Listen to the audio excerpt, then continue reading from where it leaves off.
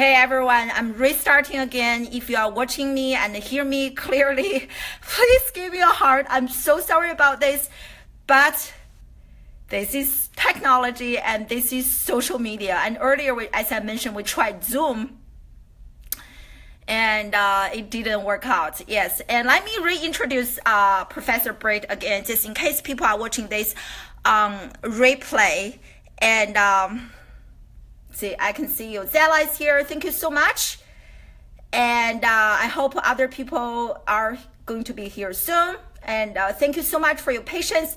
So I got to read an article of an NPR interview with Professor Braid, who is our first guest for this Facebook Live series.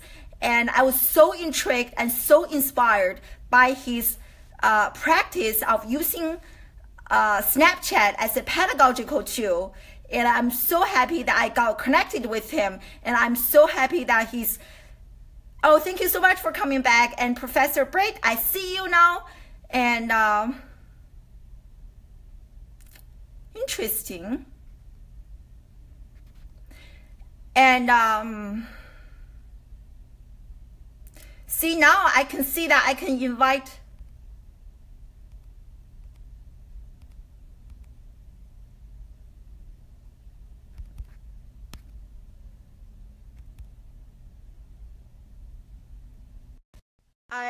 hello, Professor Braid. I invite you the Facebook Live. Professor Braid is an adjunct professor at, oh, he's here. Thank you so much. I'm so happy this is working. Finally, everyone, thank you so much. And sorry about the technical issues. So Professor Braid is an adjunct professor at Marist College in upstate New York, and he did an amazing NPR interview last year sharing how he used Snapchat as a way to grab students' attention, to engage students. It was such a great interview. It's such a great article. Definitely check out the article. I will share the link later. I have a few questions for Professor Braid today, and I will leave some time for Q&A. And if you have any question, please make sure that you type your question in the comments section, and I'm going to ask all of your questions. I want to make this as innovative, as interactive as possible. As you can see, I'm pretty pumped for 5 a.m. And thank you again, Professor Braid, for joining us. So first, and if there's anything that I haven't mentioned about yourself and you want to share with the audience, tell, oh, hi. That's my cat. I'll share with the audience. And no, how good to be here. This is great. This is actually probably the second time I've ever used Facebook Live, and the first time I've ever used it where I see you and I see me. So this is really cool that you decided to. Why did you decide to use Facebook Live? Because I just actually Snapchat. I used to be so camera shy, and especially because English is my second language, I'm always so concerned about my accent, about my ability to communicate. And Snapchat really trained me to love video and live streaming. And I started Facebook Live, I think last year or so. And also this year, I went to a conference, and a social media conference. I learned everything about Facebook Live and how important video is, and the engagement is always so 10 times better. I love engaging with my audience, and the engagement is always so much better. Yes. Yes. Well, you sound like a very exciting professor.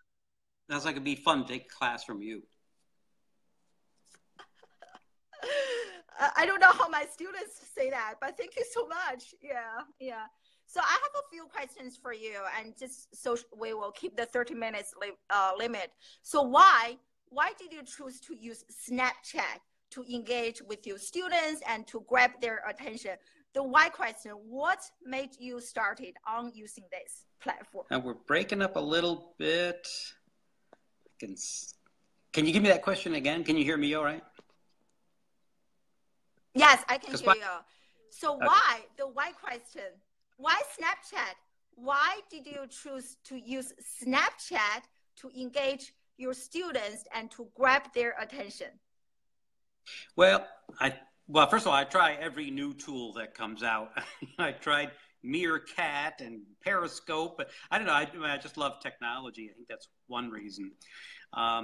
Also, but I have two teenagers who are pre-college. They're about 17 years old, and they just use Snapchat all the time. In fact, I remember at one point they were snapping to each other, here in the living room. So it just became so clear that that's, it was the big thing. It's where young people are. And so I think if you're going to, reach them, you got to go where they are. Hopefully, as I even said in the NPR interview, hopefully we educators won't be ruining Snapchat by showing up there. I don't think we have. Hope we don't. But I don't know. It just seemed like it was a really quick way to get a hold of, get in students' faces. So decided to give it a try. Yes, definitely. So how long have you been using Snapchat? When did you guys start and how long have you been using this? I guess it was fall of 2015. So, it's been, 4 semesters now, I think. Oh, wow. Yeah. Yeah, about 2 years. That's great. That's great. Yeah, which leads to my next question. Given that you have been using Snapchat, I'm sure there's a reason that NPR interviewed you, and you must be doing something really amazing. And can you please share one example or some best practices of using Snapchat as a way to engage students? Yeah, well, I try to use it pretty informally. In other words, I teach psychology, and I think it's pretty easy in my field. Although I would think it would be as true in fields like sociology, communications. I mean, you can see daily examples of psychological terms, and why not do a quick snap and send it to students and say, look, here is something that's happening. It doesn't have to be live even, but and it's an example of what we're learning in class, or what we will learn, or what we did learn a month ago. And I think concrete examples are just great ways for students to go, oh, I see. I get it now. I'll give you one example of, I was in a gas station, for example, and just getting a cup of coffee, and there was a big bowl there. Some local charity was trying to raise money, and they said, help us reach our goal. But there was no goal mentioned, exactly how much money they were trying to raise. And there wasn't one of those little thermometer things. In other words, if I had known that they had raised $2,000 and were trying to raise $3,000, so this was all about goal setting. And in this case, poorly executed goal setting. And we had talked about that in the motivation class. So 10-second little snap, and I just had to fit it in. Sometimes I have to just really, because I talk too much because I'm a typical professor. So this Snapchat was a real challenge. How do I take a quick video of this jar of money and this poor execution of goal setting and explain that to students? So, that was the fun challenge of it, though. Just saying, look, here's a jar of money. They're asking for money, but they haven't set their goals up right. And then that really could be all of it. And then when we get to class, I could say, okay, so you saw me in the gas station. What do you think that organization could have done better, given what we know about goal setting and fundraising? Wow. That's amazing. That's it started amazing. A great discussion. Yes. So how did students respond? Really well. I mean, I can't say that I think they thought it was weird. I think they don't, they like to talk with each other more than adults. So I really had to ask them. And sometimes I would say, hey, look at this. What is this an example of? And then they would text me back with it inside of Snapchat rather than, occasionally they would snap back with an answer. But yeah, it was pretty good. I mean, I think they enjoyed it. I think they liked to see that I was doing it. I think it worked pretty well. I haven't done any studies on it, but the teacher evaluations mentioned it as a really a nice addition to the class. Exactly, which is also the case in my situation. When I started using Snapchat, I actually I scored higher on my teaching evaluation. I see it so clearly, and students resisted initially, but then they loved it. We got amazing question from Zella. So the question is, what were your expectations when you started out with Snapchat? Did you expect students to take it on and be comfortable with you snapping with the students? Did I expect? Well, give me the question again. Sorry, and it's a good. So the question is, what are your expectations when you started out with Snapchat? And did you encounter any resistance from the students, or are the students just really comfortable with you snapping with them? Yeah, I didn't encounter. I mean, I think they were a little uncomfortable. When I realized I was learning it as I was doing it. And so at first I thought that I had to follow them in order for them to see my, and realized, oh, so I don't have to do that.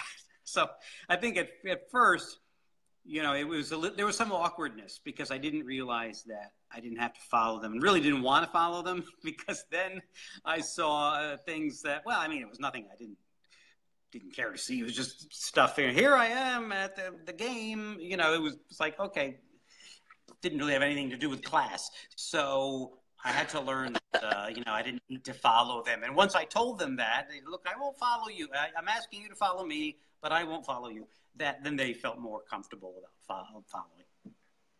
So, that's great. That's great. Do you use any other platform besides Snapchat? Well, I give them my Twitter address. I still love using Twitter. So I give them Twitter, but the young people are not really into that. So a few of them contacted me on that, but mostly it's Snapchat. That's awesome. That's awesome. So we discussed some best practices and some student feedback. And what do you think are some challenges for professors who are thinking about maybe give Snapchat a try to engage their students? So what do you think are some challenges and some recommendations for professors who are thinking about this? Well, we professors like to have the feeling that we have mastered whatever it is we're talking about in class, that we know everything, and we hate to look foolish. And I think that's the thing you have to get past. You got to make some of these mistakes, and students will put those abbreviations into their snaps, those LOL and other kinds of even more complicated ones. And I wouldn't know what they meant. And and it's just after a point, I don't know. I just had to say, look, I don't know, what does that mean? I think you have to be willing to be a little, foolish, or at least to acknowledge, hey, look, you don't know everything. The fact that you're giving it a try is something that I think the kids realized. And in the beginning, when I first started using it, I did try to get everything I wanted to say in that 10 seconds. And so I would shoot, 10 seconds, and I would say, that's not good enough. And I would shoot it again, and I would do about 4 times, and then I'd send it out. And then I thought to myself, well, maybe I shouldn't use Snapchat because it's too, it didn't fit that definition of what I thought, a good lecture was. But then after a while, I realized that, and maybe it's watching the students themselves take their snaps. A lot of snaps, a person is talking, and then the 10 seconds runs out. But how they were going to end that. And so running out of time, which I thought was kind of, oh, darn, I ran out of time, didn't bother me when I was about 3 or 4 months in, because it was like, that's the way these videos are. They're just off the cuff. And as long as you have a good start to whatever it is you're going to say, then students will know what you were going to finish. I mean, you can always make a follow-up snap, but you just don't have to be that rigid with Snapchat. Exactly. So do you have lots of students snap you back and engage with you on Snapchat? Not as much as I wish they would, because they'll again, I think they still feel a bit awkward about it.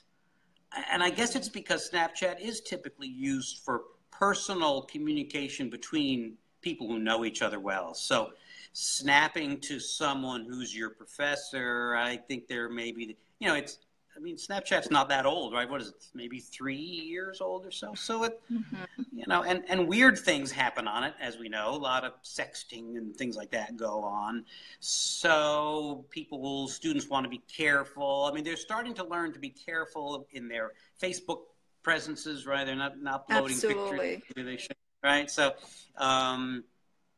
but you don't want to do a quick snap and say something stupid and then by accident send that to your professor.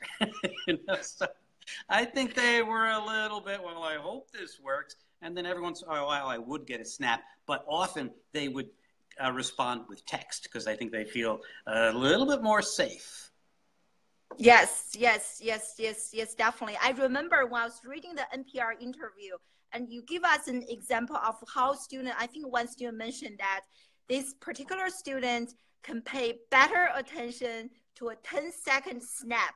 I think you were talking about using Snapchat to give students exam reviews. And the student said that can pay better attention to a 10-second snap, the 8:30 a.m. class. That somehow just stuck with me in my brain. Can you elaborate more on that? How come a 10-second snap can grab students' attention better the in-person lecture dynamic with the students? That is just so intriguing. I think it was interesting, but I have to say that was one of the quotes that sparked a good deal of negative comments on the article. And so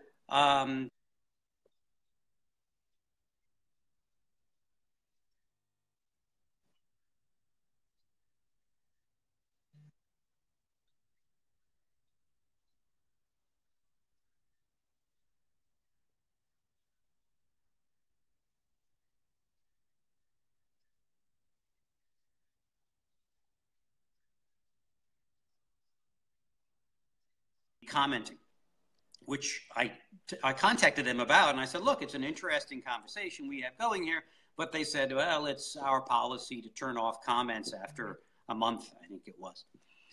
So, look, the use of Snapchat was one of many things that I did with the class. It was not the core of the class. The class was still an on-campus, met 3 times a week sort of thing.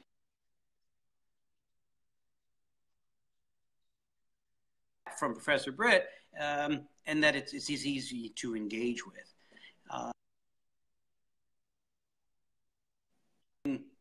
Little pieces of the class outside of class at unexpected times. And that's one of the things that, why are we, for better and worse, we're addicted to our cell phones.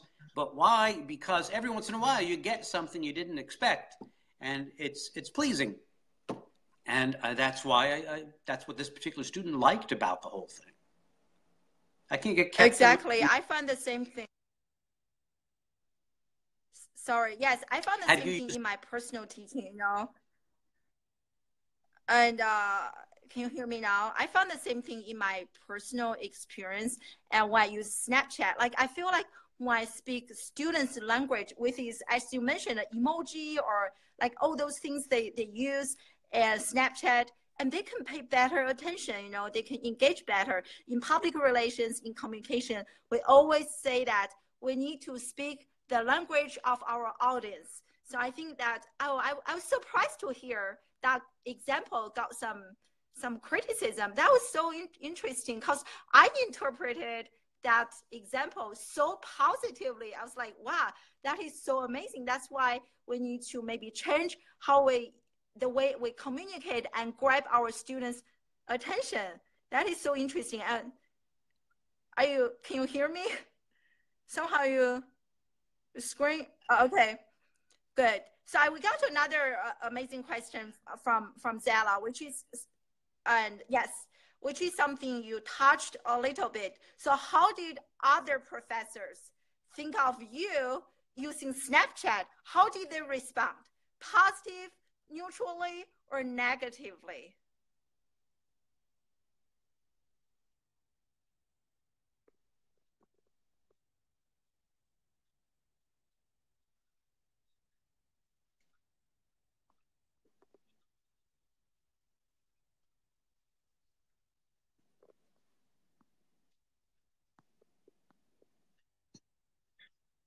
Yes, you are breaking off a little bit, but I can hear you. Yes.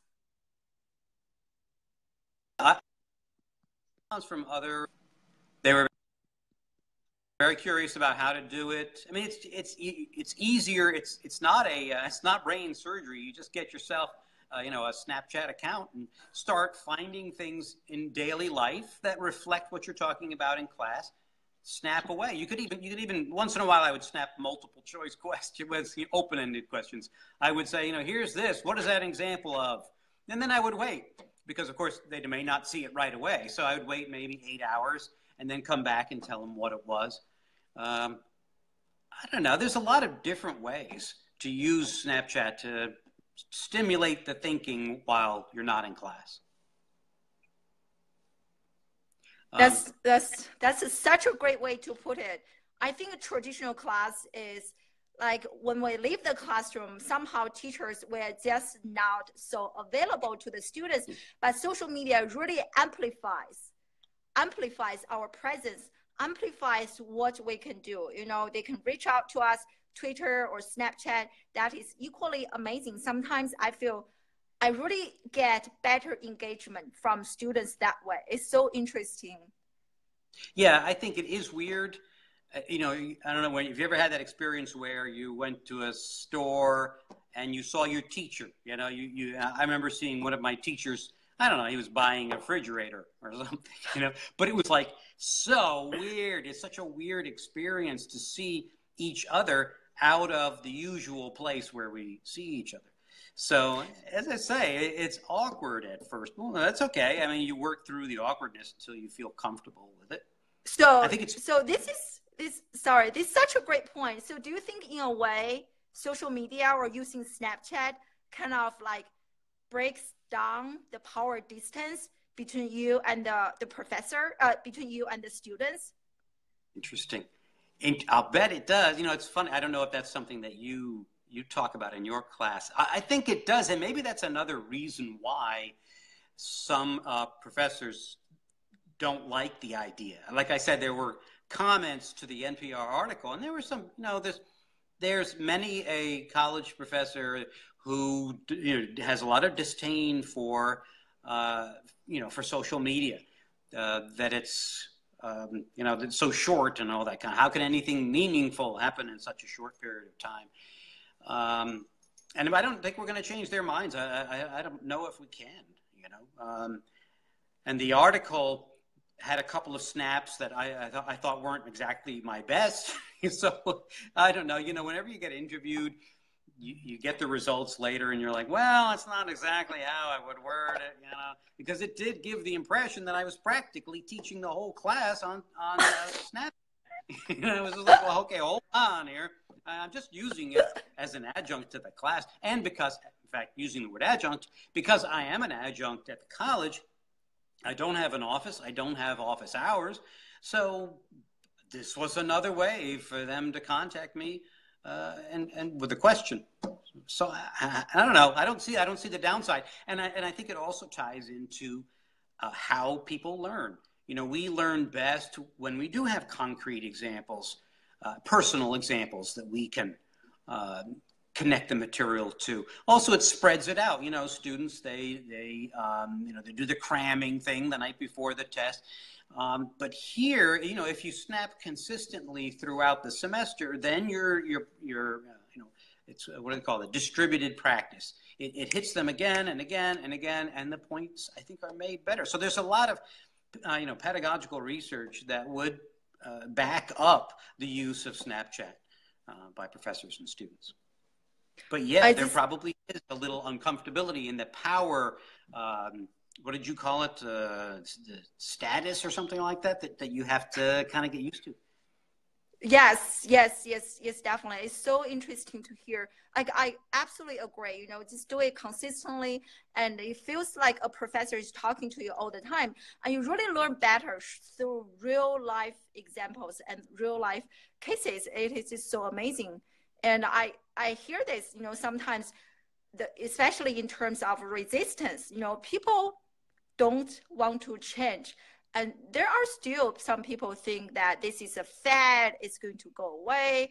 And it's interesting to hear that comment. How can you teach something meaningful within 10 seconds?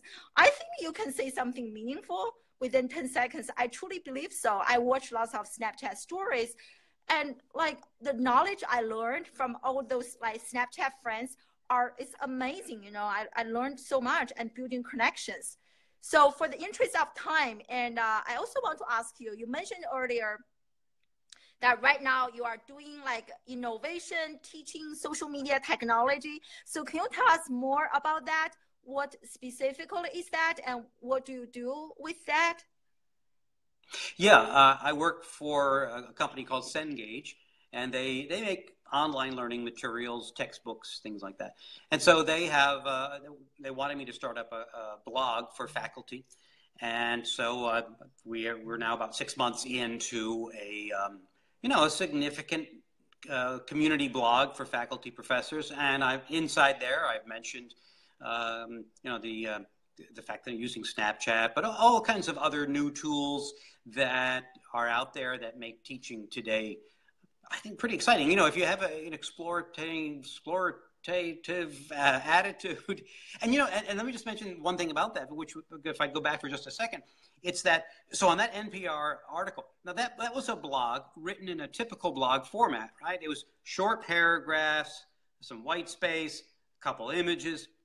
And so what was odd, is that here were professors sort of arguing about how students can't keep attention spans, but you are reading an article that is designed for the somewhat shorter, attention span, or for the skimming practice that we use today on the web.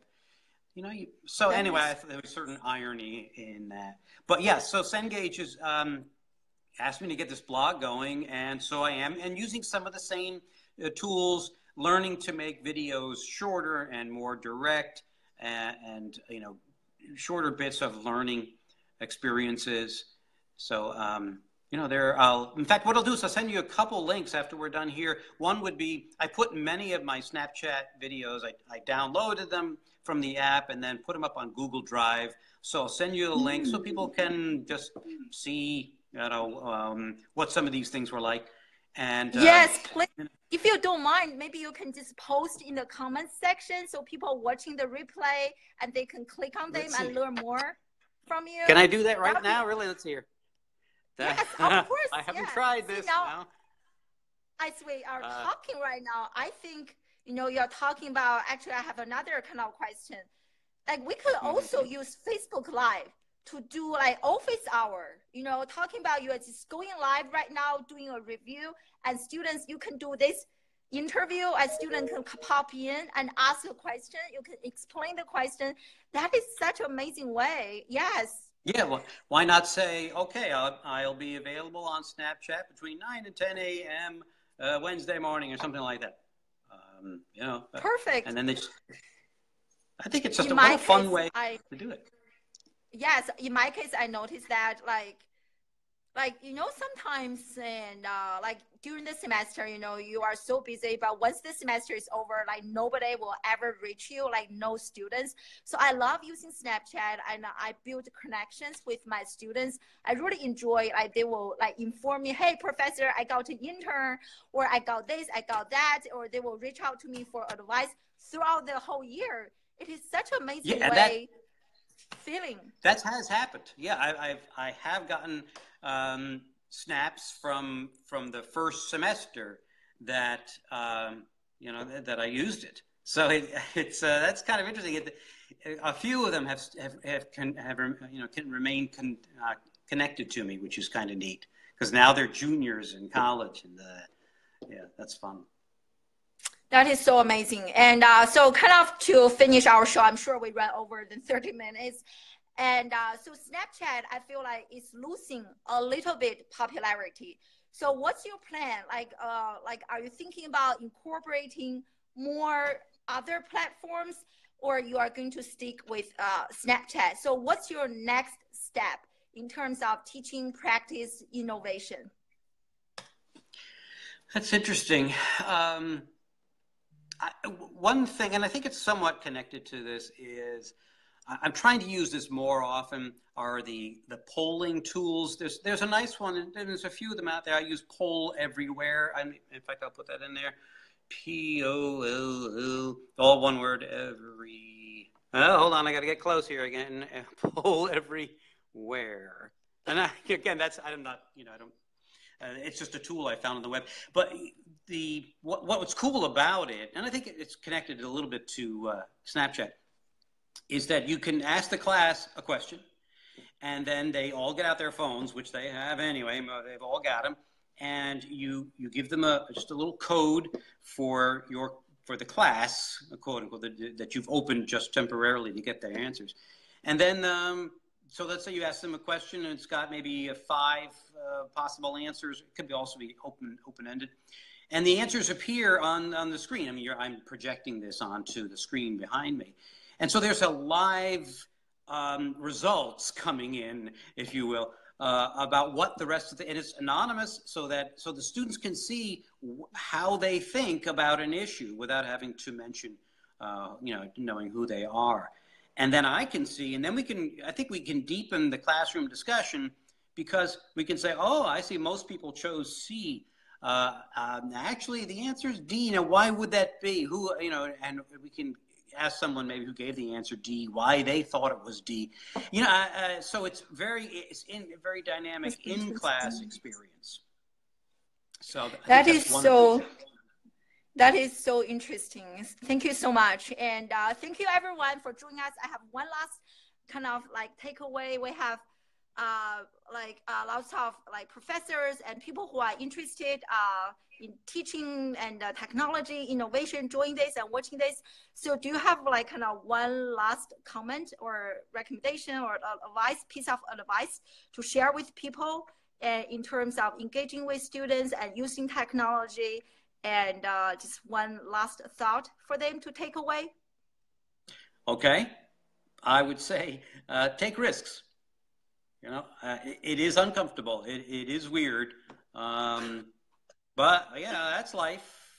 You try new things. You are going to look a little silly, but get over it. We professors think that we act certain ways, and I think we got to get past that. We're people too. Yes, you have to still maintain your boundaries, right? You can't let this go too far. Sometimes the student might snap me something about what's going on in their lives, but I wasn't about to get into a personal conversation with them. I would just say cool, or a happy face emoji. That's enough. So yeah, you have to keep your boundaries. But, if you're so rigid that you're not going to try something new and fun, I think you lose an opportunity to get students excited about learning.